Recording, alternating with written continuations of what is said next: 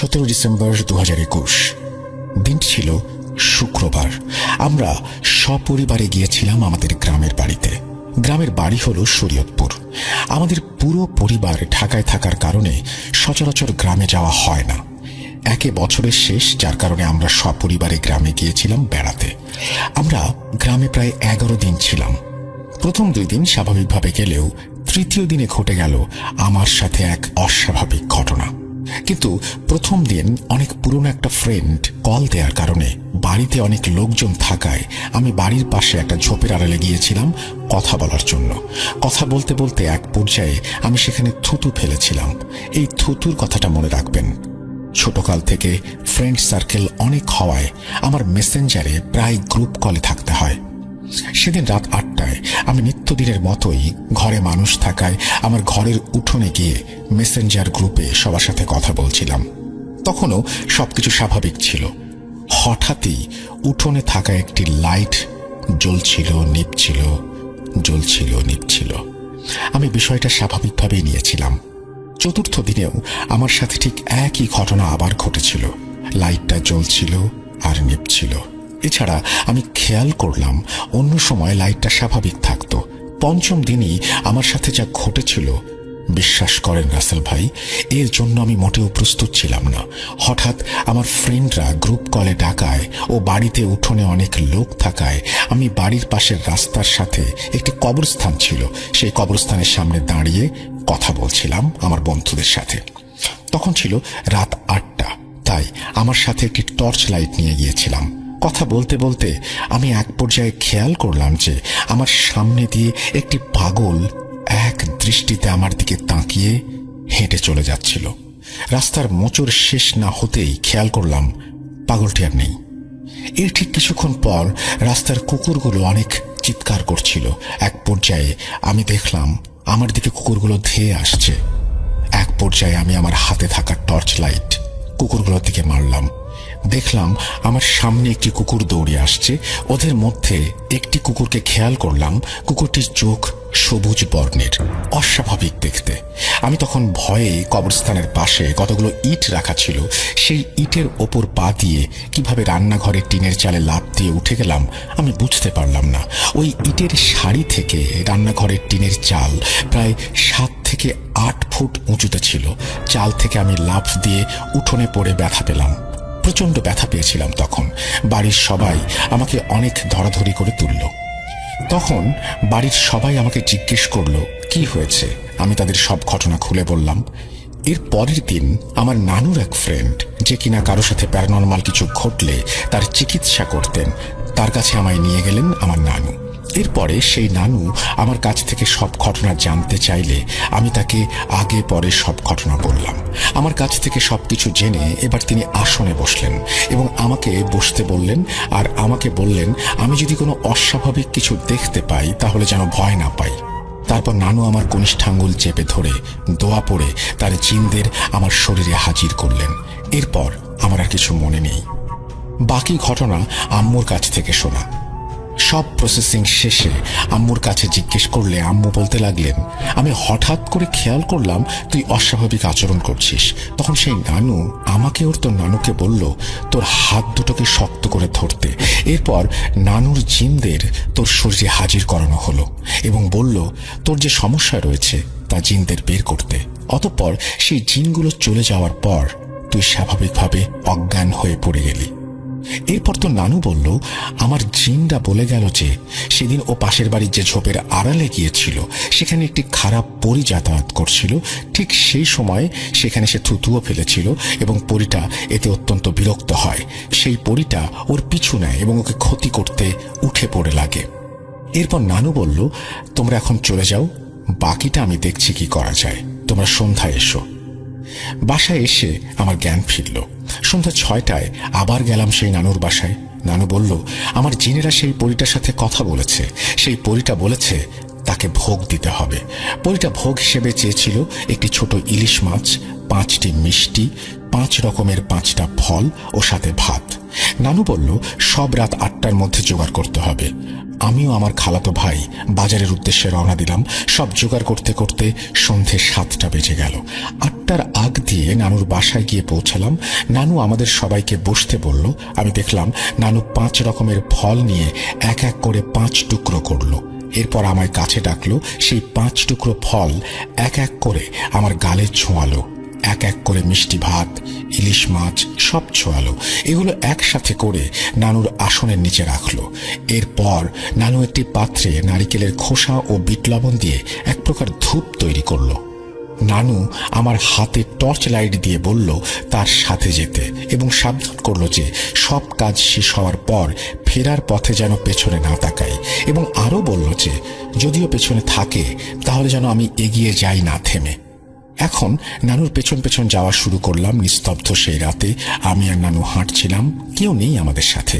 কিরকম অবস্থা হচ্ছিল আপনি নিশ্চয়ই বুঝতে পারছেন। একে আমার সাহস কম ছিল।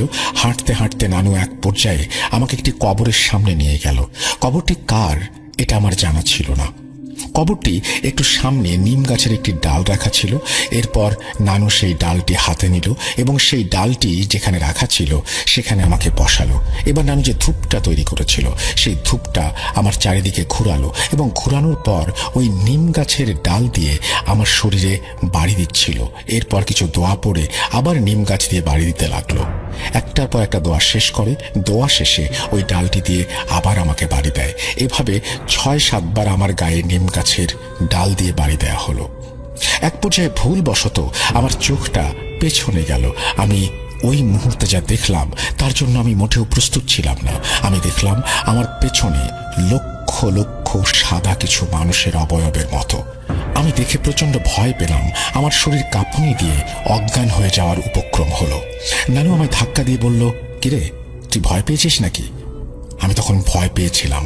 নানু বুঝতে পেরেছিল, তাই অযথা কোনো কথা বা প্রশ্ন আমার ভয়টাকে কাটিয়ে দিল। সব প্রসেসিং শেষ হওয়ার পর নানু বলল আমাকে উঠতে। এখন আবার বাড়ির দিকে হাঁটা ধরলাম।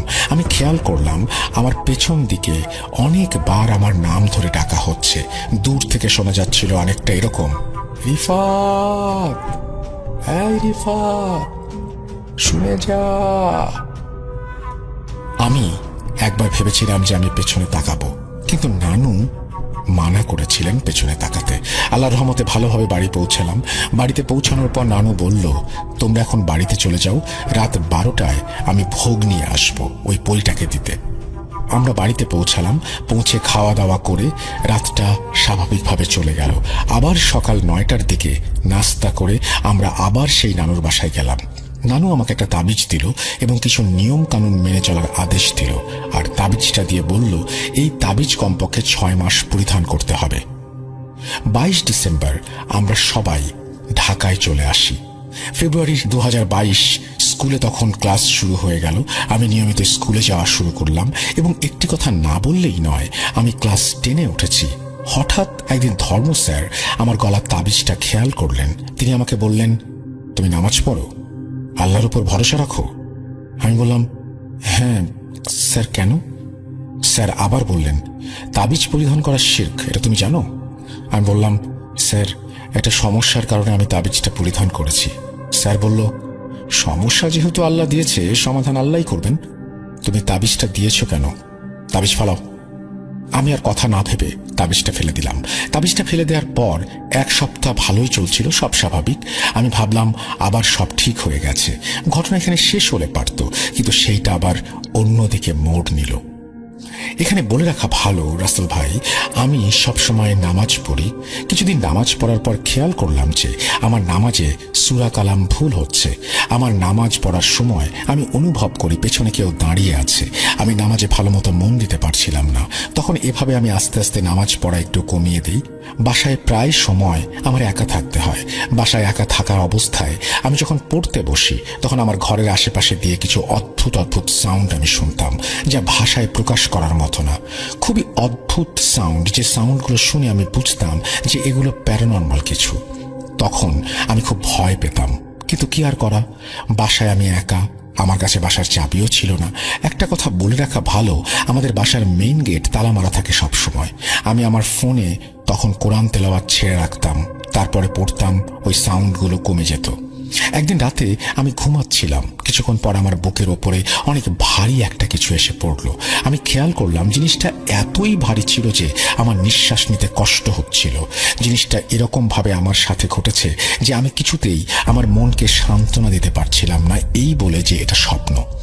সকালে আর এত কিছু মনে ছিল না। এর পরের দিন রাত আগের দিনের মতোই আমি ঘুমাচ্ছিলাম।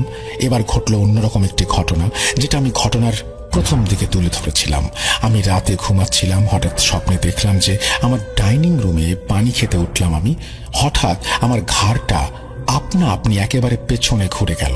পেছন বরাবর ওয়াশরুম ছিল, সেই ওয়াশরুম থেকে একটি কালো অবয়ব আমার দিকে এগিয়ে আসছে। আমি কি করব বুঝতে পারছিলাম না। আমার শরীরটা পুরো নিস্তেজ হয়ে গিয়েছিল। সে নৃশংসভাবে আমার পিঠে ছুরি ঢুকিয়ে দিল। এরপর আমি মাটিতে লুটিয়ে পড়লাম। পরদিন ঠিক একইভাবে স্বপ্নটা দেখলাম, কিন্তু সেই স্বপ্নটা ছিল অন্যরকম একটা অনুভব। আমি স্বপ্নে দেখলাম আমি একবার স্থিরভাবে শুয়ে ঘুমাচ্ছিলাম, হঠাৎ আমার ঘুম ভেঙে গেল। আমি দেখলাম আমার পায়ের সামনে সেই কালো কুচকুচে অবয়ব, শুধু চোখ দুটো সবুজ। সে আমার দিকে এক দৃষ্টিতে তাকিয়ে আছে, কোনো পলক পড়ছে না। আমি দেখলাম মুহূর্তে আমার পেটে ছুরি ঢুকিয়ে দিল সে। আমার ঘুম তখনই ভেঙে গিয়েছিল। আমি ভয়ে ভয়ে আম্মুর কাছে চলে গেলাম, গিয়ে আম্মুর পাশে শুয়ে পড়লাম। সেখানে রাতটা কাটিয়ে দিলাম। পরের দিন সকালে উঠে আমি আম্মুকে বলা মাত্রই তিনি অনেক ভয় পেয়ে গেলেন এবং তিনি নানুকে কল করে নানুকে সবকিছু বলা মাত্রই তাবিজটা কি ঠিকঠাক আছে জিজ্ঞেস করলেন। তখনই আম্মু জিজ্ঞেস করলো, তোর তাবিজ কোথায়? আমি বললাম, হারিয়ে গেছে। তখন আম্মু নানুকে কথা বলা মাত্রই তিনি অত্যন্ত রেগে গেলেন এবং বললেন, তোমার ছেলেকে আমি 6 মাস আগে এই তাবিজটা রাখতে বলেছিলাম, ও কেন হারিয়ে ফেলেছে? তুমিও কি একটু খেয়াল করতে পারলে না? এখন হয়তো পরীটা আবার ফেরত এসেছে। এখন আমার আর কিছু করার নেই। আমি যেটা বলেছি তোমরা সেটা করতে পারলে না। এই বলে এবং আরো নানান বকাঝকা করে নানু কলটি রেখে দিল। এরপর আর কোনো উপায় না পেয়ে আম্মু তার এক পুরনো বান্ধবীর কাছে গেল।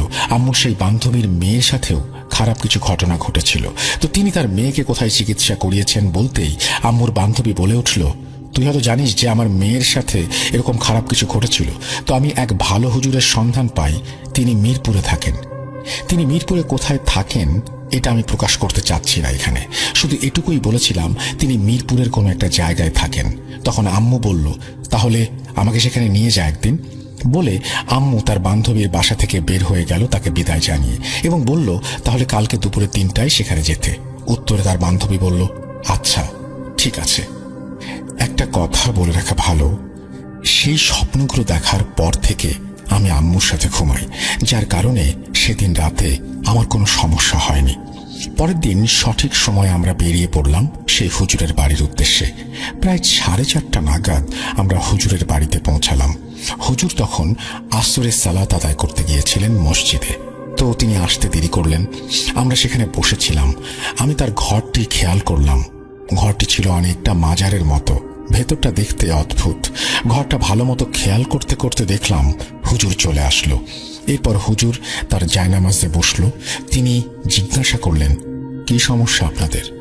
আমি আর আমার আম্মু এক এক করে সব ঘটনা বিস্তারিত জানালাম হুজুরকে। এবার হুজুর এক এক করে তাশাহুদ, দরুদ শরীফ ও আরো কিছু দোয়া পড়া শুরু করলেন। এক পর্যায়ে তিনি হঠাৎ আল্লাহু আল্লাহু জিকির করতে করতে মাথা ঘুরাতে লাগলেন। এরপর তিনি আসমা উসমা এসব বলে ডাকছিলেন। তার গলাটা হঠাৎ ভারী হয়ে গেল। তিনি জোরে জোরে নাক দিয়ে নিঃশ্বাস নিচ্ছিলেন আর চারিদিকে মাথা ঘোরাচ্ছিলেন। মাথা ঘোরাতে ঘোরাতে হুজুর হঠাৎ উর্দুতে কথা বলা শুরু করলেন। আমরা সবাই শুধু হাঁ করে তাকিয়ে দেখছিলাম। আর একটা কথা বলে রাখা ভালো, আমাদের সহযোগিতা করার জন্য তার স্ত্রী ছিল। হুজুর যখন উর্দুতে কথা বলছিলেন তখন তার স্ত্রী আমাদের সেটা বুঝিয়ে দিচ্ছিলেন। হুজুরের ভেতরে থাকা জিনটি আমার নাম, আমার বাবার নাম জিজ্ঞেস করলে আমি বলে দিলাম। হুজুর বিড়বিড় করে কি জানি পড়ছিলেন। এক পর্যায়ে তিনি বিড়বিড় করার পর উর্দুতে কথা বলা শুরু করলেন এবং তার স্ত্রী আমাদের বাংলায় বোঝালেন। সেটা তিনি বললেন তার নাভিতে প্যাচ দেয়া আছে, সেটা খুলতে হবে এবং ওর ওপর যে পরীটি আকৃষ্ট হয়েছে সেই পরীটি চায় ওকে ওর সাথে নিয়ে যেতে। তাই বারবার আসছে আর ওই পরীটি ওর পেটে নানা ধরনের রোগ সৃষ্টি করে রেখেছে। এখন আম্মু বলল, এই সমস্যার সমাধান কি? আম্মু এই কথা বলার সাথে সাথে জিনটি হুজুরকে সব বলে চলে গেল। তারপর হুজুর মাটিতে লুটিয়ে পড়লেন। হুজুর স্বাভাবিক অবস্থায় এসে আমাদের এর সমাধান বললেন। তিনি বললেন, প্রথমে ওর নাভির প্যাঁচ খুলতে হবে। খোলা হলে সব প্রসেসিং শুরু হবে। এরপর সন্ধ্যা হয়ে গেল। হুজুর বলল, তোমরা আজ চলে যাও, আবার কাল নাভির প্যাঁচ খুলতে এসো, আর যা যা লাগবে আমি কালকে জোগাড় করে রাখবো। এর পরের দিন সকালে আমি আর আমার আম্মু গেলাম ধোলাইখাল নামক একটি জায়গায়। সেখানে একটি মহিলা নাভির প্যাঁচ খুলতে পারে জেনে ওইখানে গেলাম। মহিলাটি একটি বাসায় কাজ করে। আমরা তার ফোন নাম্বারে কল দিলাম এবং আম্মু বলল, আপনি যেখানে আসতে বলেছেন আমরা সেখানে এসেছি। তিনি আমাদের নিতে আসলেন। এরপর তিনি তার বাড়িতে নিয়ে গেলেন। তার বাড়িতে যাওয়ার পর তার রুমে ঢুকতে বললেন এবং আম্মুকে বাইরে থাকতে বললেন। উনি আমার টি শার্ট খুলতে বললেন, আমি খুললাম। এরপর তিনি হাতে একটি পলিথিন পেঁচিয়ে নিলেন এবং আমাকে খাটে শুতে বললেন। এরপর তিনি দোয়া পড়তে শুরু করলেন এবং আমার মাথার সামনে থেকে পায়ের নিচ পর্যন্ত গেল, আবার পায়ের সামনে থেকে মাথা পর্যন্ত আসলো এবং নাভিতে ফু দিতে লাগলো। এভাবে এই কাজটি সে 4-5 বার করলো। এরপর তিনি আমার নাভিতে চাপ দিলেন। বিশ্বাস করবেন না, আমার নাভির ভেতর থেকে কালো কুঁচকুচে কি যেন বেরিয়ে আসলো। আমি দেখে ভ্যাবাচাকা খেয়ে গেলাম। এরপর তিনি আমাকে উঠতে বললেন যে কাজ শেষ। আমি আবার আমার আম্মুর কাছে চলে আসলাম বাসায়। ওই দিনই দুপুরে 3টায় হুজুরের বাসার উদ্দেশ্যে মিরপুরে আবার রওনা দিলাম। হুজুর প্রথম দিনের মতোই আসরের সালাত পড়ে আসছেন এরকম একটা সময়, এবং তিনি আসতে কেউ দেরি করছিলেন, আমরাও অপেক্ষা করছিলাম। হুজুর আসলো এবং জিজ্ঞাসা করলাম, হুজুর গতকাল আপনি উর্দু ভাষায় কেন কথা বলছিলেন? তখন হুজুর বললেন, আমি কথা বলিনি, ও এক পাকিস্তানি জিন, ও আমার কাছ থেকে শিক্ষা গ্রহণ করেছে এবং আমার নানান কাজে সহযোগিতা করে। হুজুর জিজ্ঞাসা করলেন, ওর নাভির প্যাঁচ খুলেছেন? উত্তরে আম্মু বলল, জি হুজুর। এরপর হুজুর আম্মুর সাথে একাকী অনেক কথা বললেন যা আমি ছোট দেখে আমার সামনে বলেননি। তারপর হুজুর আমাকে ডাক দিলেন, কিছু দোয়া পড়ে দিলেন এবং আমার মাথায় ফুঁ দিয়ে দিলেন। এবার আমাকে ও আম্মুকে কিভাবে সমস্যার সমাধান করতে হবে তা বলতে লাগলেন। হুজুর বললেন, 7 ঘাটের পানি লাগবে 5 লিটার, যা আমি এনে রেখেছি। মিষ্টি কিনতে হবে 1.25 কেজি। আমি একটি তাবিজ দেব যা 18 মাস পরিধান করতে হবে এবং কিছু খাবার 18 মাস পর্যন্ত খাওয়া যাবে না। তাও বললেন, যেমন হাঁসের মাংস, হাঁসের ডিম, গরুর মাংস এবং বিভিন্ন কিছু মাছও। তিনি আরো বললেন, রাতের অন্ধকারে যখন কেউ থাকবে না তখন 3 রাস্তার মোড়ে তোমাদের যেতে হবে।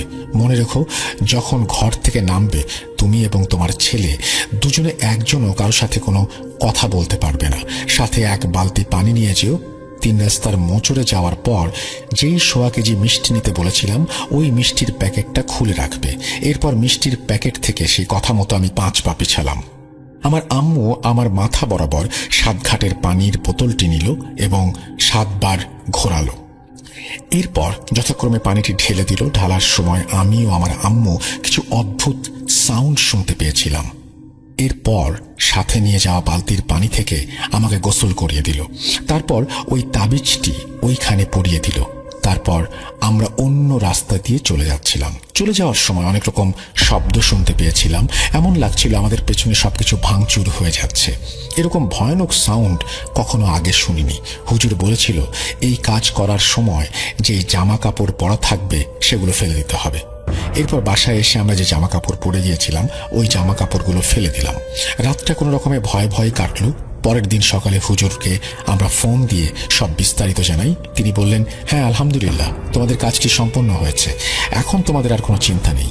শুধু যা যা বলেছি তার নিয়ম মেনে চললেই হবে, আর তাবিজটি সাবধানে ব্যবহার করো। এখন আলহামদুলিল্লাহ ভালো আছি। এখন আর আমাদের কোনো সমস্যা হয় না। আর হ্যাঁ, তাবিজটা এখন আমি পরিধান করি। হুজুরের কথা মতো ইনশাল্লাহ এই কাজটি সম্পূর্ণ করতে পারবো। আপনারা দোয়া করবেন। এক বন্ধুর কাছ থেকে শোনা, একবার এক লোক ব্যবসার কাজে বিদেশ যায়। তিনি একটি 5 স্টার হোটেলে ওঠেন। সেখানে তখন মাত্র 2টি রুম খালি ছিল, একটি দক্ষিণমুখী আর একটি ঠিক তার পাশে। তিনি ম্যানেজারের কাছে দক্ষিণমুখী রুমটা চান, কিন্তু ম্যানেজার তাকে রুমটা দেয় না, দেয় পাশের রুমটা। কারণ জানতে চাইলে ম্যানেজার বলে ওই রুমে নাকি কিছু কনস্ট্রাকশনের কাজ চলছে। ওই লোক নিজের রুমে চলে যায়। রাতের বেলা 2টা-3টার দিকে তিনি ধ্রিম ধ্রিম আওয়াজ পান, কি যেন পাশের দেয়ালে আঘাত করছে। সেই সাথে মৃদু কান্নার আওয়াজ আসছে। তিনি ব্যাপারটা তেমন পাত্তা না দিয়ে ঘুমিয়ে পড়েন। পরদিন ঠিক একই সমস্যা। এবার অনেক জোরে জোরে কান্নার আওয়াজ আসছে। সেই সাথে কেমন জানি একটা ধস্তাধস্তির আওয়াজ। পানি পড়ার শব্দ। তিনি জানেন ওই রুমে কেউ থাকে না, তারপরেও উনি উঠে গিয়ে ওই রুমে নক করেন আর সাথে সাথে আওয়াজ বন্ধ হয়ে যায়।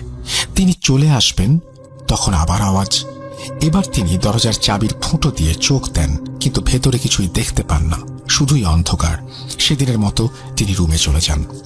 পরের দিন আবার আগে ভাগেই ওই রুমের সামনে দাঁড়িয়ে থাকেন, যাতে আওয়াজ হলেই চোখ রেখে দেখতে পারেন, কিন্তু সেদিন আর আওয়াজ হয়নি। তারপরেও তিনি কৌতূহল বশত চাবির রিংয়ের ফুটোয় চোখ রাখেন। দেখেন পুরো রুম লাল হয়ে আছে। এটা দেখে তিনি এবার ভয় পেয়ে যান। পরের দিন তিনি হোটেলে ঝাড়ু দেয় এমন একজন লোকের সাথে কথা বলেন।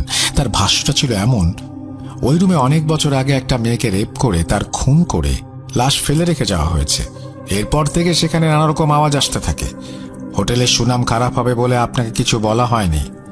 লোকটি তার রুমে ফিরে আসবে এমন সময় ঝাড়ুদার তাকে ডেকে বলে, জানেন স্যার, মেয়েটার একটা অদ্ভুত বৈশিষ্ট্য ছিল। মেয়েটার চোখের রং ছিল লাল। ঘটনা 3। এই ঘটনা আমার মায়ের কাছে শোনা। তিনি যখন ছোট ছিলেন ওই সময়ে গ্রাম অঞ্চলের দিকে মানুষের প্রধান পেশা ছিল পুরোপুরিভাবে কৃষি। এখন যেমন ব্যবসার প্রচলন ব্যাপকভাবে ঘটেছে, তখন তেমন ছিল না। সে সময় রাতের বেলা প্রায়শই ক্ষেত থেকে ধান চুরি হয়ে যাওয়ার ঘটনা শোনা যেত। এই কারণে গ্রামের লোকেরা মিলে ঠিক করল তারা কাউকে পাহারা দেওয়ার জন্য নিয়োগ দেবে এবং মাস শেষে সবাই মিলে টাকা দিয়ে তার বেতন পরিশোধ করবে। যেই কথা সেই কাজ, তাকে নিয়োগ দেয়া হলো। পাহারাদার ছিল যুবক একজন লোক, কিন্তু গরিব, যে কারণে রাতের বেলা কাজটি করতে সে রাজি হয়ে যায়। সে যখন পাহারায় আসতো তখন দৌড়ে দৌড়ে পুরো ক্ষেত একবার চক্কর দিত আর কে ওখানে বলে সাবধান করত। কোনো কিছুর নড়চড় দেখা যায় কিনা তা খেয়াল করত। প্রথম 1 মাস কোনো সমস্যা হয় না, কোনো রকমের চুরির খবরও পাওয়া যায় না। কিন্তু একদিন ভোরবেলা এক কৃষক ক্ষেতের পাশে একটা ডোবায় তার লাশ খুঁজে পায়। তার মাথা কেটে ফেলা হয়েছিল আর হাত পা বাঁধা অবস্থায় ছিল। ক্ষেতের খানিকটা অংশ রক্তে ভরে গিয়েছিল। লোকেরা ভাবল হয়তো চোরেরা এই কাজ করেছে। শেয়ার করবেন, তিনি তার ফোন নাম্বার শেয়ার করেছেন এবং তিনি বলেছেন যে ঘটনাটি সিলেক্ট হলে তাকে যেন জানানো হয়। হ্যাঁ, আমরা অনেক সময় বলি, মানে আমি কেন বললাম যে আমরা অনেক সময় বলি যে ধরবিহীন একজন লোক এবং তাকে দেখে চিনতে পারি এটি সেই লোকটি। যদি মানুষের চেহারা না থাকে তাহলে শুধু আকার দেখে একটা মানুষকে আইডেন্টিফাই করা খুবই কঠিন। কারণ আমরা অনেক কিছুর সাথে, তার কাঁধের সাথে আবার চুলের বৈশিষ্ট্য সবকিছু মিলিয়ে, চেহারা মিলিয়ে তারপরে একটা মানুষকে কিন্তু মনে রাখি। মানুষের সবচেয়ে বেশি মনে রাখি হয়তো আমরা চেহারা। আবার যদি এরকম হতো যে হ্যাঁ তার কাঁধ নাই কিন্তু তার জামা কাপড়টা পরিচিত, বা সে খুঁড়িয়ে হাঁটতো, বা এখনো সে খুঁড়িয়েই হাঁটছে, তাহলে বেশি ব্যাপারটা আরো সহজ হয়। কিন্তু কোনো একটা বৈশিষ্ট্য থাকতে হবে যদি চেহারা না থাকে। তাই জন্য আমার মনে হয় যে তাকে হয়তো গলা কেটে হত্যা করা হয়েছিল, যেই কারণে গলার ভেতর থেকে অদ্ভুত আওয়াজটা হতো, কিন্তু তার হয়তো মাথা ছিল, না হলে তাকে আইডেন্টিফাই করা সম্ভব না। যাই হোক, আমরা চলে যাচ্ছি আমাদের পরবর্তী ঘটনায়। আশা করছি ঘটনাটি আপনাদের ভালো লাগবে। চলুন শুনে আসি। হাজীগঞ্জের সিটি হাসপাতালে যাওয়ার জন্য রিক্সা ভাড়া করলো। আমরা 15-20 মিনিটের মধ্যেই পৌঁছে গেলাম সিটি হাসপাতালে। সেখানে গিয়ে দেখলাম আমার চাচাতো ভাই রায়হান হাসপাতালের একটি বেডে শুয়ে আছে। পাশে ছিল আমার চাচি, তিনি অঝরে কান্না করছেন। আমার আম্মু খানিকটা বিস্মিত কণ্ঠে জিজ্ঞাসা করলেন, কি হয়েছে রায়হানের? তারপর চাচি বলতে শুরু করলেন। রাত তখন প্রায় 3টা। রায়হানের রুম থেকে এক বিকট চিৎকারের আওয়াজ পেয়ে আমার ঘুম ভেঙে যায়। তারপর গিয়ে দেখি সে মেঝেতে পড়ে আছে। তাড়াহুড়া করে তাকে মেঝে থেকে উঠিয়ে খাটে শুইয়ে দিলাম। তখন তার হুঁশ কিছুই ছিল না। তারপর জ্ঞান আসতে আসতে সকাল 8টা বেজে যায়। জ্ঞান ফিরতেই দেখলাম তার গা জ্বরে পুড়ে যাচ্ছে। থার্মোমিটারটা তার মুখে চেপে ধরতেই দেখি গায়ে 104 ডিগ্রি জ্বর। গ্রামের মতিন ডাক্তারকে ডেকে আনা হলো। তিনি সব দেখে বললেন যত তাড়াতাড়ি সম্ভব যেন তাকে শহরে কোনো ভালো হাসপাতালে ভর্তি করা হয়। তাই আমরা ওকে হাজীগঞ্জে নিয়ে আসলাম বলেই কথা শেষ করলেন চাচি। তারপর 2 দিন যায়, 4 দিন যায়, কিন্তু রায়হান ভাইয়ের জ্বর কোনোভাবেই ভালো হচ্ছিল না। সবাই বেশ চিন্তিত হয়ে পড়েন। কিন্তু প্রায় 1 সপ্তাহ যাওয়ার পর আল্লাহর রহমতে একটু সুস্থ হলে বাড়িতে নিয়ে আসা হয় ভাইয়াকে। তারপর ভাইয়াকে জিজ্ঞাসা করা হয় কি হয়েছিল সেই রাতে। তারপরের ঘটনা শুনুন রায়হান ভাইয়ের মুখ থেকেই। দিনটি ছিল রবিবার। আকাশে কেমন যেন একগুচ্ছ কালো মেঘ ছেয়েছিল। আজকে আমার ধান ভাঙতে যাওয়ার কথা।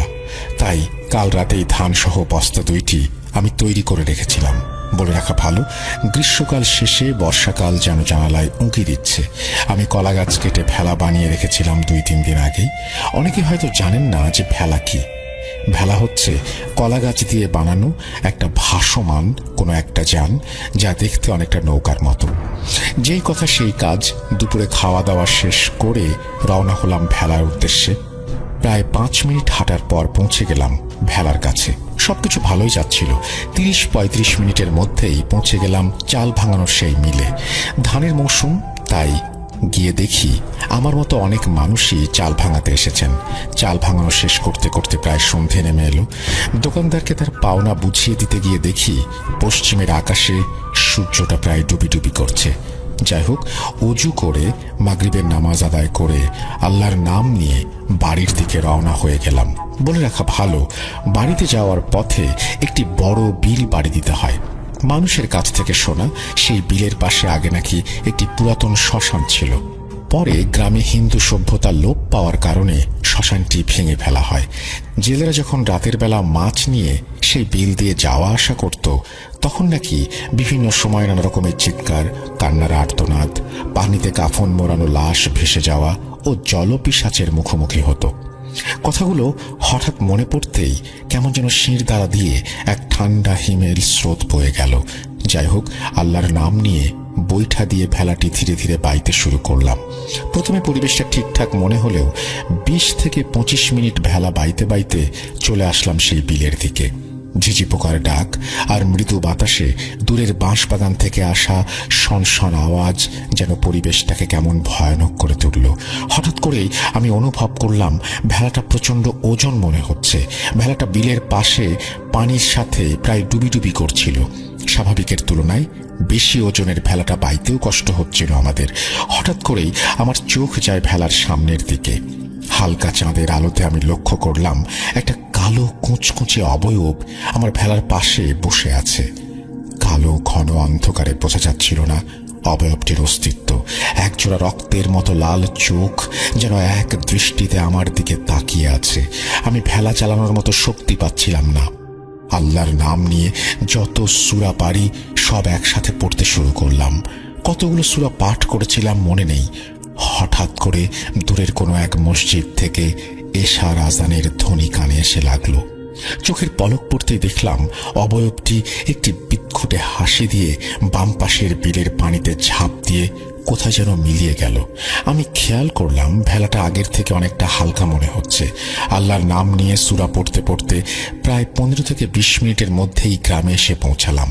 ভেলাটা একটা গাছের সাথে বেঁধে চালের বস্তাগুলো পিঠে চাপিয়ে আমি বাসার উদ্দেশ্যে রওনা হলাম। আমি পেছনে কারো অস্তিত্ব অনুভব করতে লাগলাম এবং মনে হচ্ছিল কেউ যেন আমাকে দূর থেকে দেখছে আর অনুসরণ করছে। বাইরে এক ফোঁটা বাতাস না থাকার পরেও হঠাৎ করে একটা ঠান্ডা বাতাস আমার কানের পাশ দিয়ে চলে গেল। যাই হোক, আল্লাহর রহমতে কোনো অঘটন ছাড়াই বাড়িতে পৌঁছালাম। এই বলে রায়হান ভাইয়া নিস্তব্ধ হয়ে গেলেন। কি লিসেনার্স, ঘটনা এখানেই শেষ তাই ভাবছেন? ঘটনাটি হয়তো এখানে শেষ হলে ভালো হতো, কিন্তু না। রায়হান ভাইয়া নিজেও জানতো না যে তার জন্য এখনো অপেক্ষা করছে একটি মর্মান্তিক ও পৈশাচিক রাত। আর একটু অপেক্ষা করুন, তাহলেই জানতে পারবেন। খানিকটা নীরবতা পালন শেষ করে রায়হান ভাই আবারও বলতে শুরু করলেন, সেই দিন রাতে বাসায় ফিরে চালের বস্তাগুলো রান্নাঘরে রেখে আসলাম। তারপর অজু করে এশার নামাজ আদায় করে রাতের খাওয়া খেতে বসে গেলাম। আমার সাথে বাসায় ফিরে আসার সময় কি কি হয়েছিল আমি কাউকে কিছু বলিনি। ভেবেছিলাম সবাই শুধু শুধু চিন্তা করবে। বলে রাখা ভালো, আব্বুর 2টি পোষা বেড়াল ছিল, একটি সাদা আর একটি সাদা কালোর মিক্স। আব্বু সবসময় খাওয়ার শেষে বেড়ালদের মাছের কাটা খেতে দেন। ওই দিন রাতে খাওয়ার শেষে আমি হাত ধুতে যাব, দেখি একটি ভয়ানক কুচকুচে কালো বেড়াল আমার দিকে এক দৃষ্টিতে তাকিয়ে আছে। বেড়ালটির চোখ ছিল রক্তের মতো লাল আর আকারে নর্মাল বেড়ালের থেকে অনেকটা বড়। হঠাৎই মনের ভেতরে একটা ভয় ঢুকে গেল। একটু সামনে এগিয়ে গিয়ে দেখতে যাব, ঠিক তখনই বেড়ালটি এক লাফে কোথায় যেন হাওয়ায় মিলিয়ে গেল। আমি জানালা দিয়ে হ্যারিকেনের আলোয় বেড়ালটি খোঁজার চেষ্টা করলাম, কিন্তু কোথাও বেড়ালের অস্তিত্ব পেলাম না। যাই হোক, আগামীকাল আমার দাখিল আরবি সেকেন্ড পেপার পরীক্ষা থাকায় হ্যারিকেনের সামান্য আলোয় তেল ভরে বই নিয়ে পড়তে বসলাম। পরের একটি সময় খেয়াল করলাম ঘড়িতে সময় 1:10। সারাদিনে এত ব্যস্ততার পরে শরীরটা খুব ক্লান্ত লাগছিল। আমি 1 কাপ চা বানানোর জন্য রান্নাঘরে গেলাম। 5 মিনিট পরে চা বানিয়ে রুমে ফিরে এসে বইয়ে আবারও মনোযোগ দিলাম। কিছু গুরুত্বপূর্ণ বিষয় মার্ক করতে করতে আরো 10 মিনিট চলে গেল। হঠাৎ কে যেন জানালার পাশ থেকে আমার নাম ধরে ডাকলো। বুকটা কেমন যেন কেঁপে উঠল। এত রাতে কে ডাকে আমায়? ভয়ে ভয়ে জানালার দিকে তাকাতেই দেখলাম, আরে এটা তো রিমন ভাইয়া।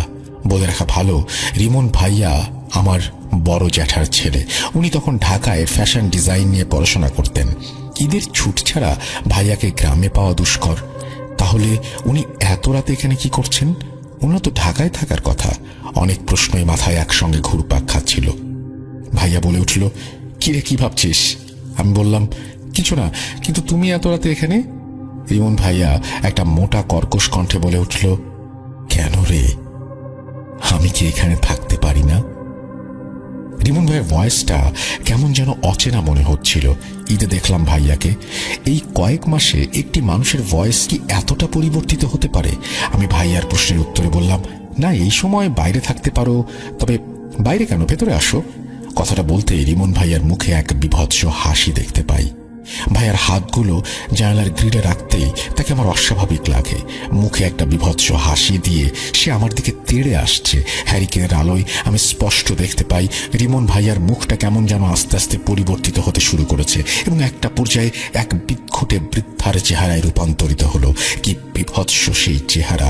মুখের চামড়াগুলো দেখে মনে হচ্ছিল কয়েকশো বছর বয়স তার। পচা দুর্গন্ধ বের হচ্ছিল শরীর থেকে। চোখগুলো ছিল রক্তাভ। ভালো করে তাকাতেই দেখলাম সেখানে কোনো মনি নেই।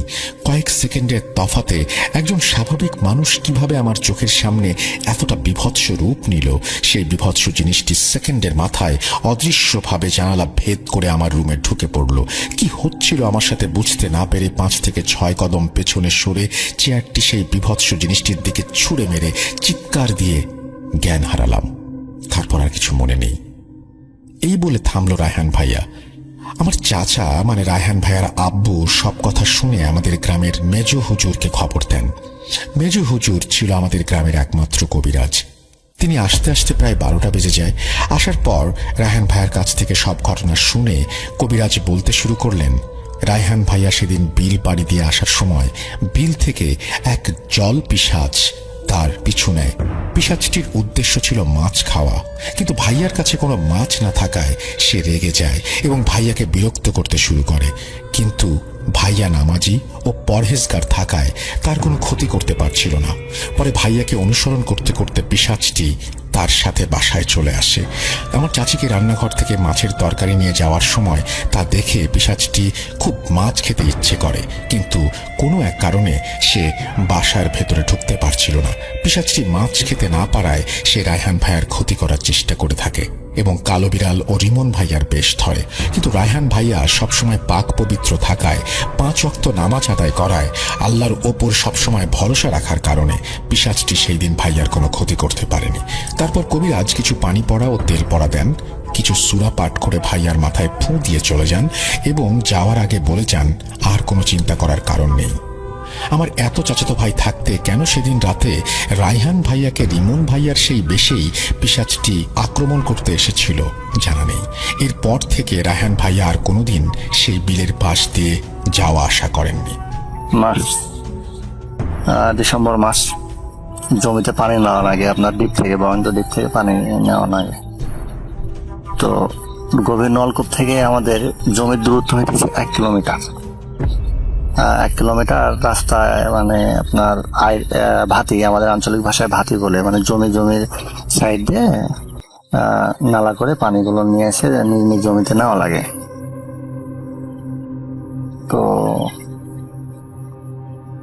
যেহেতু ডিসেম্বর মাস, অনেক কুয়াশা, ঘন কালো কুয়াশা, আর জমিগুলো না সে ক্রমান্বয় ভাবে পানি নেওয়া পড়ে। মনে করেন যে আমার আগে যার জমি আছে তাই পানি পায়, তারপরে আরেকজন পায়, আমি পাই, মানে সিরিয়াল মেনটেন করে পানি নেওয়া লাগে একের পর একের বার। তো সেদিন ছিল শুক্রবারের রাতে লাইন পড়ছে আপনার রাত 11টার দিকে। তো আমাদের মনটা অনেক খারাপ যে সেদিন আর ভোটে শুনতে পারবো না, আবার পানির লাইন পড়ছে। আমি তো তখন এসএসসি পরীক্ষাও দিইনি, মানে ফেব্রুয়ারি মাসে পরীক্ষা। তো এত ঘন কালো রাত, আমার বড় ভাই ও বলতেছে আমি তো একাই ভয় করবো নি, আর পানি নিতেও অনেক টাইম লাগবে, 2 বিঘা মাটি। তো ভাই চল, তুই শুধু লাইট দেখাবি, আমার সাথে থাকবি সাহস দেখানোর জন্য, সাহস জোগানোর জন্য। এই বলে বাসায় থেকে ভাত টাত খাইলাম, খাওয়া দেয় ভাত টাত খাওয়া দাওয়া শেষ করে 2 ভাই 2টা নাইট নিয়ে গেলাম আর 2টা কোদান নিয়ে। তো ভাই বলে রাখা ভালো, ডিপটি আমাদের পাড়ার সাথে, মানে আমাদের বাসার থেকে মোটামুটি 1/2 কিলোমিটার দূরে। আর ডিপ থেকে আমার জমির দূরত্ব হচ্ছে 1 কিলোমিটার, আদিবাসী পাড়া, সাঁওতাল পাড়ার কাছে। তো গেলাম, একটু আগে গেছি 9টার দিক করে, কারণ হইতেছে যে ভুঁইয়ে পানি নেওয়ার জন্য লাইনগুলো ঘোরানো লাগে, মানুষে পানি নিয়ে তাদের জমিতে লাইনগুলো ঘোরায় রাখে, পানি তাদের ভুঁয়ে ঢুকে। তো তাদের ভুঁয়ে যেন না পানি যায় সেজন্য লাইনগুলো ক্রমান্বয়ে ঘোরায় ঘোরায় ঘোরায় ঘোরায় আমাদের ভুঁয়ে পানি নিয়ে আসার জন্য লাইনটা করলাম। তো 2টা ভুঁই, 2 বিঘা মাটি। আরেকটা ভুঁই হচ্ছে এই জমির থেকে ওই জমির ডিস্টেন্স হচ্ছে আপনার 1/2 কিলোমিটার, প্রায় 1/2 কিলোমিটার। তো ওখানে একটা জায়গা আছে, শিমুল গাছ থাকে, শিমুল গাছের নিচ দিয়ে রাস্তা। জায়গাটা অনেক ওয়ান্টেড, আপনার মাঝে মাঝে মানুষ দেখতে পায় অনেক বড় ষাঁড়, মানে হচ্ছে ষাঁড় গরু ধান খাইতেছে, ধান ক্ষতি করতেছে, কেউ খাদাইতে গেলে তারে তাইরা আসে। ওঠাটা আনার পরে দেখছি না সব স্বাভাবিক। আমি না দাঁড়াইলেও অনেক শীত লাগতেছে, আবার বসে পড়লাম। বসলেই দেখতেছি যে মাথা ঘোরাইতেছে, কবরটা মনে হচ্ছে কেমন যেন লাগতেছে। তো আমি এবার ভালো করে লাইটটার ফ্ল্যাশটা জ্বালায় আমি দেখতেছি কিরে কি সমস্যা, আমি বসে আছি এত সুন্দর জায়গায়, অথচ তো নড়ে। তো ফ্ল্যাশ জ্বালাই দেখতেছি এটা একটা কবর। ও ভাই, সে মুহূর্তে আমার গায়ের লোমটা গেল খাড়ায়, লোমটা খাড়ায় গেল। আমি তো দূরে হটে গেছি, যতটুকু পাই দোয়া কালাম করতেছি। এর মধ্যে ভাই ঘটনা কি, ওখানে একটা আদিবাসী পাড়াতে একটা পুকুর আছে, পুকুরটা অনেক ওয়ান্টেড পুকুর। পুকুর পাড়টায় ভাই এমন আলোকিত হয়ে গেছে। আর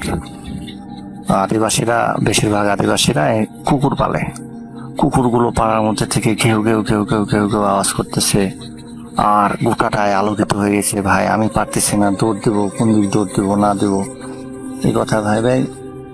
এর মধ্যেই দেখতেছি আমার ভাই চিল্লাইতেছে দূর থেকে যে সজীব আমি আসতেছি, ভয় করিস না ভাই, আমি আসতেছি। তো আমার ভাই আবার স্মোক করে, ও একটা সিগারেট জ্বালায়, আমার দিকে দৌড়ে আসতেছে আর বলতেছে ভয় করিস না ভাই, আমি আসতেছি। তো ভাই আমার কাছে ভাই আসলো, আশা করে বলতেছে ভাই পিছে তাকাস না, 2 ভাই মিল দৌড় দি। তো ভাই দৌড় দিব, আপনার সব জমিতে পানি নিচে কাদা, অনেক কাদা। তো আল রাস্তা হাঁটা বিপদ, রাত্রেবেলা ঘন কালো কুয়াশা, পিছে কিন্তু আমি আর তাকাইনি। তো পড়তেছি আর উঠতেছি এমন অবস্থা, ওর উপরে আমি উপরে, ঘাড়ে কুদাল ফন্টন, এগুলান ভাবার টাইম নাই, জীবন বাঁচানোই বড় কাজ। তো ভাই একটু দৌড় দিয়ে আসার পরে আমাদের ওখানে আবার ঈদগাহ আছে, ঈদগাহটা গ্রামের বাইরে। ওখানে দেখতেছি আপনার ধান কেটে নেওয়ার পরে জমিতে যে খড়গুলো থাকে, গোড়ার খড়গুলোকে কেটে যেন ভাঙা দিয়ে রাখছে। তো ভাই বলতেছে থাম সজীব, একটু থাম, আমি আগুনটা জ্বালাইলে হয়তো। এই ব্যাপার, জান্নাও ভয়ে খুলতে পারতেছি না, ঘুম আসে না ভয়ে। যাও কিছুক্ষণ পরে ফজরের আজান দিল, মনে একটু ভালো লাগলো যে না ফজরের আজান দিচ্ছে, ঠিক আছে ঘুমাই।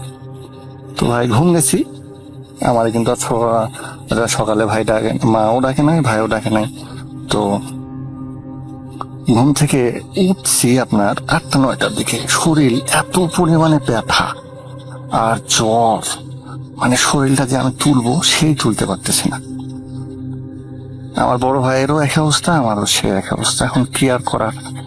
তো আম্মা বলতেছে কিরে কি অবস্থা, এরকম কে, তোদের জ্বর দুইজনেরই। তো আম্মারে আমি বললাম যে আম্মা এই ব্যাপার, গত রাতে তো আমিও ভয় করছি, আমার বড় ভাই ভয় করছে, এর জন্য এই অবস্থা। তো কি আর করার। আম্মা বলছে যে আমার তো রাতে ওদের কাপড় চোপড় দেখে মনে হয়েছে কিছু হয়েছে, তো তখন তো তোরা কিছু বললি না, আমি যে রাতের বেলা ছিল বলে কিছু বলি না। তো যাই হোক, কয়েকটি কথা বলার পরে আমার আব্বার বড় ভাই হুজুর ও পানি পড়া টড়া দেয়, ঝাড় ফুঁক করে। তো তার কাছে গেল আমার আম্মা, যা দু ভাইয়ের জন্য পানি পড়া আর সুতা পড়া নিয়ে আসলো। পানি পড়া খাইলাম, খাওয়ার পরে 3 দিন ভাই জ্বর ছিল। 3 দিন পরে ইনশাল্লাহ আল্লাহর রহমতে ভালো হইলাম। ভালো হওয়ার পরে তো জমিতে আর রাতের বেলা চেষ্টা করতাম যে পানি নিতে যাইবো না, আমার এত বললেও আমি যাইতাম না। যাই হোক হইলো। তো ভয় পাওয়া বলতে এটাই আমার লাইফে আমার সাথে ঘটে যাওয়া একটা বড় ঘটনা।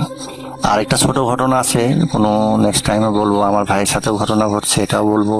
আব্বার সাথেও ঘটনা ঘটছে, মায়ের সাথেও ঘটনা ঘটছে, অনেক ঘটনাই আছে আমার কাছে। আমি চেষ্টা করতাম সে সময় ভূতে ফেমে ঘটনা পাঠানোর জন্য, হয়তো কাজের চাপে ঘটনা পাঠাইতে পারি নাই। তো চেষ্টা এবার মনেই করলাম যে একটা ভূত.com ঘটনা পাঠানোই যায়, এই জন্য আর কি রেকর্ডটা করা। তো সব শেষে জানাই রাসেল ভাই, আপনার উপস্থাপনা আমার অনেক ভালো লাগে, কথাগুলো অনেক ভালো লাগে। তো এটা একটা আমার রক্তে মিশে গেছে। আমি এটাই চাইবো যে ভূত Listeners, my name is Khan and I'm from Joshua. আজকে আপনাদের সাথে যে ঘটনাটা আমি শেয়ার করতে যাচ্ছি এটা আসলে আমার নিজের, আর এটা শুরু হয়েছে আমার জন্মেরও আগে থেকে। তো যখন আমি অনেক ছোট ছিলাম, ওই সময়কার কথা তো আমার আর কি 4-5 বছরের কথা পর্যন্ত আমার মনে আছে, কিন্তু তার আগে যে ঘটনাগুলা সেগুলো আমি আমার মায়ের কাছ থেকে শুনছি। তো আগে ওইগুলা দিয়ে শুরু করি। আমার আম্মা বলেন, যখন আমি মাতৃগর্ভে 7 মাস আমার বয়স, ওই সময় একদিন মাগরিবের ওয়াক্ত আমার আম্মা আর কি বাথরুমে যান। যেহেতু আমার নানা বাসা গ্রামে বাথরুম গুলো সাধারণত বাইরেই হয়। তো উনি বাথরুম করছেন, বাথরুম করে বের হয়ে যাবেন, দরজা খুলছেন। এমন সময় কেন জানি ওনার আর কি খেয়ালটা পেছনের দিকে যায়। উনি পেছনের দিকে তাকায়, চমকায় যান, দেখেন পেছনে একটা সাপ ফনা তুলে রয়েছে। তো ওটা দেখে উনি আর কি, যেটা আর কি স্বাভাবিক, খুবই ভীত হয়ে যান এবং আর কি সামনে লাফ দিয়ে পড়েন। যাই হোক, তাতে খুব একটা অসুবিধা হয়েছিল না, কিন্তু আসলে সমস্যাটা ওইখান থেকেই শুরু। এর পরের দিন যেটা হয়, সাধারণত রাত্রেবেলা অনেকেই ওয়াশরুমে যান আর কি। তো ওই দিনও আর কি রাত্রেবেলায় অলমোস্ট 3টা বাজবে এমন একটা সময় আমার আম্মা আর কি সাধারণত খেয়াল করতেন আমার আম্মা যে ঠিক মাগরিবের রক্তে যখন সবাই আজান হয়ে যায়, সবাই নামাজ পড়তে চলে যায়। এখন আমি যেই ঘরে ছিলাম, আমি আমার আম্মা, এই আচি ঘর বলে না, তো যেই ঘরে থাকতাম ওই ঘরে তো আর কেউ নামাজ পড়তো না। নামাজের জন্য সবাই অন্য ঘরে যেত। ওই ঘরে আমি আর আমার আম্মা থাকতাম শুধু ওই সময়টা। তো কি হতো, ওই সময়টা আমি আর কি কান্না শুরু করতাম। আর ওই ঘরের যে জানালা কেউ এসে, জানলা সাধারণত মানুষ সন্ধ্যাবেলায় বন্ধ করে দেয়, জানলা কেউ এসে নক করত, ধাক্কা দিত বেশ জোরে জোরে। এই বিষয়টা একদিনের জায়গায় 2 দিন 3 দিন প্রত্যেক দিনই হয়। এমন যখন প্রত্যেক দিন হয়, তখন আমার আম্মা আমার নানিকে ব্যবসায় বিষয়টা জানালেন। আমার নানিও খেয়াল করলেন যে না, এই জিনিসটা প্রত্যেক দিনই হচ্ছে, পিছনে যেও দেখা যায় যে কেউই নাই। তো আমার নানির একটা ভাই ছিলেন, আপন ভাই না, চাচাতো ভাইটা এমন কিছু একটা হবে, কাজিন। তো উনি আর কি একজন ফরেস্টের মানুষ ছিলেন। তো ওনাকে ডাক দিলে উনি এসে, যাই হোক যেটাই করেন না কেন ঠিক হয়ে যায়, সমস্যাটা আর হয় না উনি আসার পর থেকে। এর ভিতরে আরেকদিন কি হয়, আমি শেষ রাত্রের দিকে অনেক কান্নাকাটি করতেছিলাম, একদম শেষ রাত্রে, ফজরের কিছু আগে। তো কান্নাকাটি করতেছি, মোটেই থামতেছি না। তোমার আমার আম্মা দরজা খুলে বারান্দায় আর কি আমাকে আর কি নিয়ে হাঁটাহাঁটি করতেছে। তো হঠাৎ করে উনি দেখেন যে আর কি সব মানে একদম সকালবেলার মতো একদম সব ফর্সা হয়ে গেছে, একদম পুরো দিনের বেলার মতো ফর্সা। উনি ওইটা দেখে তাড়াতাড়ি আমাকে নিয়ে আবার ঘরের ভিতরে ঢুকে যান। তখনই আমি আর কি স্বপ্ন দেখতাম, স্বপ্নে মানে ঘুমের থেকে আর কি তাড়াতাড়ি চিল্লাই ভয় পেয়ে আর কি উঠে বসতাম, আব্বা মুখে বলতাম। তো এটা যখন কন্টিনিউয়াসলি হইতে থাকে, আমাকে এক হুজুরের কাছে নিয়ে যায় আমার ফ্যামিলি। তো ওই হুজুর যেটা করেন, আমাকে একটা কাগজ, ভাঁজ করে একটা কাগজ আমার ডান হাতে মানে হাতের মুঠোয় নিতে বলে। হাতের মুঠোয় নিয়ে উনি আমাকে বললেন যে তুমি চোখ বন্ধ করো। চোখ বন্ধ করে তুমি কল্পনা করো যে তুমি তোমার বাসায় আসো। তোমার বাসার বিভিন্ন জায়গায়, ঘর, বাথরুম, রান্নাঘর, বাসার আশেপাশে তুমি সব জায়গায় কল্পনা করো যে তুমি ঘুরে বেড়াচ্ছ বা দেখতেছ, এখানে তোমার চোখে তোমার নজরে কোনো কিছু একটা বাধে কিনা। তো আমি যদিও ছোট ছিলাম, তারপর উনি বলছে, আমি জাস্ট কল্পনা করতেছি যে হ্যাঁ আমার ঘর, রান্নাঘর, বাথরুম, ঘরের আশেপাশে সব জায়গাগুলো একবার করে আর কি ইমাজিন করতেছি। তো ইমাজিনের ভিতরেই আমি আর কি খেয়াল করলাম যে আমাদের যে জানলার পরে এখানে আমি একটা কুকুর ইমাজিন করলাম, একটা কুকুর জাস্ট এমনি আমার মনে আসে। তো আমি জাস্ট ওনাকে সেটাই বললাম যে আমি এমন দেখলাম যে আমার জানলার পরে একটা কুকুর রয়েছে। সেটা কিন্তু আমার মানে রিয়েলিটিতে দেখতেছি না, জাস্ট আমার মনে হলো, আমার ইমাজিন করলাম। আমরা চোখ বন্ধ করলে আর কি একটা জিনিস ইমাজিন করতে ট্রাই করলে যেটা আর কি হয়। তো এরপরে যেটা করে হুজুররা সাধারণত তাবিজ দিল, পানি পড়া দিল, তেল মাখা দিল, অতটুকুই। তো আমি জাস্ট যেগুলো বলতেছি, জাস্ট আমি অনেক ছোট ছিলাম, জাস্ট আমার কালেকশন গুলো যতটুকু আমার মনে আছে ততটুকু আমি বলার চেষ্টা করতেছি। তো এরপর আমার যেটা মনে পড়ে যে এরপর নেক্সট আমার সমস্যা হয় যখন আমার বয়স কত হবে, তখন আমি ঘুমায় রয়েছি, হঠাৎ করে আর কি আমি নিঃশ্বাস ঠিকভাবে নিতে পারতেছি না, আমি কথা বলতে পারতেছি না, হাত পা মুভ করতে পারতেছি না। তারপর দেখা গেল যখন আমার খুব কষ্ট হচ্ছে, আনবিয়ারেবল একটা সিচুয়েশন এসে যাচ্ছে, তখন আমি শরীরের সমস্ত শক্তি এক করে একটা ঝাড়া দিচ্ছি, তখন আমি ঠিক হয়ে যাচ্ছি। এই বিষয়টা আস্তে আস্তে এতটা ভয়ঙ্কর রূপ নেই যে প্রথম আমি দেখা গেল আমার এমন একটা ইয়ে হয়েছে, ওই সময় কিন্তু আর কি চেতনা পুরোপুরি ফিরে আসে। মানে আমি আমার হাত পা মুভ করতে পারতেছি না, কিন্তু আমার কিন্তু ঘুমায় নেই, বা আমার চেতনা পুরোপুরি আছে, 100% আছে। তো কি হয়, আমার কষ্ট হচ্ছে, আমি শরীরের ভিতরে একটা শক্তি জমা করে আমি জোরে একটা ঝাড়া দিছি, ঠিক হয়ে গেছি।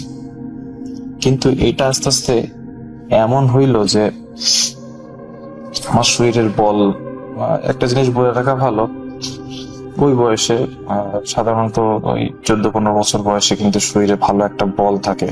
আমার শরীরেও আর কি মোটামুটি ভালো একটা বল ছিল, যে আমাদের ক্লাসে যত ছেলে ছিল কেউ আমাকে পাঞ্জাতে হারাইতে পারতো না। আমি আবার শরীরে কিন্তু মোটা তাজা না, আমি হালকা পাতলাই শরীর আমার, তখন ছিল, এখনো আছে। আমাকে পাঞ্জাতে হারাতে পারতো না আমার সমবয়সী ছেলেরা। আর যাই হোক, আমার গায়ে বল শক্তি একেবারে খারাপ ছিল না, কিন্তু সেই বল শক্তিটা আমার আস্তে আস্তে কমে যাইতে থাকে। আর আমি এরকম প্রথম দিকে যেমন ভাবে আমাকে ওই বোবায় ধরলে যেমন ভাবে আমি ছাড়া মেরে ফেলে দিতাম, অমনটা আর পারতাম না। এমনকি এটা এমন শুরু করলো যে জাস্ট মানুষ বলে, অন্যদের কাছে শুনি যে জাস্ট তাদের মনে হয় যে বুকের পরে কেউ এসে বসলো, তারপরে সে মুভ করতে পারতেছে না। এটা আমার ক্ষেত্রে হইতো না। প্রকার সোরা আছে পড়তাম।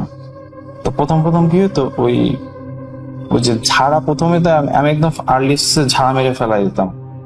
সেকেন্ড স্টেপে কি করলাম, সেকেন্ড স্টেপে আমি সোরা পড়া শুরু করলে ছেড়ে দিতাম। আমি সোরা পড়া শুরু করেছি, কিছুক্ষণের ভিতরে ছেড়ে দিছি। এরপরে গিয়ে এইটাও কাজ করা মানে বন্ধ করে দিল। দেখা গেল আমি সোরা পড়তেছি, সেও যেন কি একটা মানে আমার ভিতর থেকে আর কি পড়া শুরু করে দিচ্ছে, বা সেও কিছু একটা বলতেছে, মানে সেটা আর কি দুর্বোধ্য একটা ভাষায়, ঠিক আছে, কি জন্য একটা বিড়বিড় করে বলতেছে। আর মানে আমার এত কষ্ট, তো মাঝে মাঝে এবার আমি আর কি মনে মনে আর কি, আমার যখন ধরতো বা ওরকম ভাবে আমাকে কষ্ট দিত, আমি গালি দিতাম মনে মনে। মনে মনে আমার মোটামুটি যত গালি জানা আছে মনে মনে আর কি আওড়াতাম, অমুক তমুক, এটা সেটা। তো যখন আমি গালি দিতাম তখন ওইটা আর কি রাগে, আমার যে রাগে এমন ভাবে একটা রিয়াক্ট করতো, এটা এমন কষ্ট দিত। এবং মানে প্রত্যেকবারই বলতে কি, মাঝে মাঝে এটা এমন আমাকে মানে কষ্ট দিত, আমার মনে হতো যে আজকে আমার শেষ দিন। মানে একদম মানে জানটা যখন গলায় এসে দাঁড়াইতো তখন এসে আমার ছেড়ে দিত। আর কি হয়েছে, মানুষের তো মাঝে মাঝে ঠান্ডা লাগে, এখন ঠান্ডা লাগলে নাক বন্ধ থাকে, ওই অবস্থায় যদি আমার ধরে, আমি যদি আমার মুখটা মুভ করতে না পারি, মানে নাক বন্ধ থাকলে তো আমরা সাধারণত ঘুমের ঘরে মুখ দিয়েই নিঃশ্বাস নিই, তখন যদি আমার মুখ দিয়ে নিঃশ্বাস নেওয়াটাও বন্ধ হয়ে যায়, তখন আমি আসলে নিঃশ্বাসটা নেবো কি করে? এমন সিচুয়েশনে আমাকে একবার না, কয়েকশো বার ধরেছে। আসলে এটা চলে প্রায় 10-12 বছর ধরে, কয়েকশো বার ধরেছে। তো যখন আমি দেখতেছি যে না, আমি আর নিঃশ্বাস টানতেই পারতেছি না, মানে আর কি দমটা ধরে রাখতে পারতেছি না, একদম যে লাস্ট মুহূর্তে, একদম 99.99% যখন আমি থাকি, তখন যে আমার ছেড়ে মানে আমাকে ধরলো, ধরার পরে যখন ছেড়ে দিল, ছেড়ে দেওয়ার পরে আমার আর ঘুম আসতে চাইতো না। আর এর সাথে তো আরেকটা বিষয় ছিল যে আমি যেটা বলছি, যে ওইটা আর কি আমাকে ধরে আমার শরীরের বিভিন্ন মানে ইনার অর্গানে আর কি আল্লাহ জানে কি না কি করছে, অবশ্যই তো আমার ক্ষতি করছেই। তো ওই জায়গাগুলো দেখা গেলো আমার বুকে কিছু একটা করছে, আমার বুকের ওই জায়গাটা লাল হয়ে থাকতো, ব্যথা করতো, যন্ত্রণা করতো। মাথায় দেখা গেল কোনোদিন মাথায় কিছু করছে, আমার মাথা এরকম গরম হয়ে থাকতো, মাথার ভিতরে চিনচিন একটা ব্যথা হতো। এইগুলো তো ছিলই। তো সমস্যায় ভুগছি বহুদিন ধরেই, অনেকের কাছে গেছি, সমাধান কেউ দিতে পারিনি। আর নয়তো আমি হয়তো বা রাইট পার্সনের কাছে যাইতে পারিনি, এমন করার সন্ধান আজ পর্যন্ত পাইনি। যাই হোক, আমার সাথে হয়ে যাওয়া এই টুকটা ঘটনাগুলো বলে তো শেষ করা যাবে না। আসলে সংক্ষিপ্ত ভাবে যতটুকু আর কি এক্সপ্লেন করতে পারছি, দেখা গেল টুকটাক মনে পড়লে আরো বলা যাবে, বা এখন আমি ট্রাই করতেছি মনে করার যে আসলে আর কি মিসিং পড়ছে। এইটা তো আমার বেসিক সমস্যা ছিলই,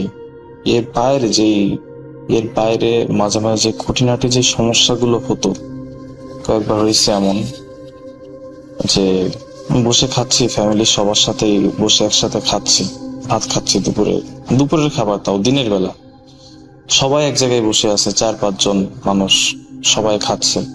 হঠাৎ করে আমার আর কি, সাধারণত মানুষ বাসায় লুঙ্গি পরেই থাকে, লুঙ্গির কোচের ভিতরে, উপর থেকে, আমার বাসা ছাদের বাসা, উপরে ছাদ, হঠাৎ থেকে আউট অফ দ্য ব্লু আমার কোচের ভিতরে 2 হাত এক জায়গায় করলে যতটা পানি ধরবে এতটা পানি আমার লুঙ্গির কোচের উপরে পড়লো, একদম আউট অফ নোওয়্যার।